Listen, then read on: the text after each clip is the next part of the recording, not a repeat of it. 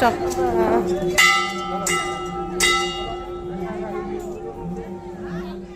নমস্কার, আজকে জায়গাটা দেখে বুঝতেই পারছো আমি কোন জায়গায় এসেছি। বর্ধমানের 108টা শিব মন্দিরে এসেছি।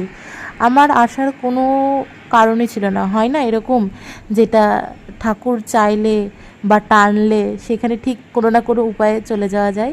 সেটাই ঘটেছে আজকে এই শ্রাবণ মাসের তৃতীয় সোমবারে আমার সাথে। সেটা হয়েছে সকালবেলায় পুজো টুজো দিয়ে, যেরকম উপোস টুপোস করে যেরকম পুজো টুজো দিয়ে আমি আমার মতন কলেজে চলে গেছি। কলেজে হট করে ক্লাস করতে করতে আমার বাড়ির থেকে ফোন আসলো যে আমরা 108টা শিব মন্দিরে যাচ্ছি, তুইও তাই আমিও ঝোলাটা নিলাম আর ভোলা সেজে চলে গেলাম। তাই এই মুহূর্তটাকে করে নিলাম ক্যামেরা বন্দি। আমি এখানে নন্দী মহারাজকে দেখে আমার মনের গুপ্ত কিছু ভাবনা তাকে বলে দিলাম মহাদেবের কাছে, সেই বার্তাগুলো পৌঁছে দেওয়ার জন্য। এখানে এত সুন্দর চারিদিকে, খুবই সুন্দর লাগছে। দেখো, আমি ভাবতে পারিনি আমি আজকে এখানে আসতে পারবো। আমি সত্যিই ভাবতে পারিনি শ্রাবণ মাসের এই সোমবারে যে আমি এই মন্দিরে আসতে পারবো। তার জন্য ভগবান আমাকে ডেকেছেন, তাই আমি এসেছি।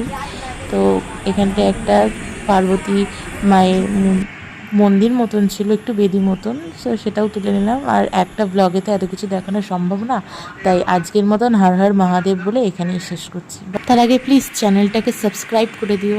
টাটা।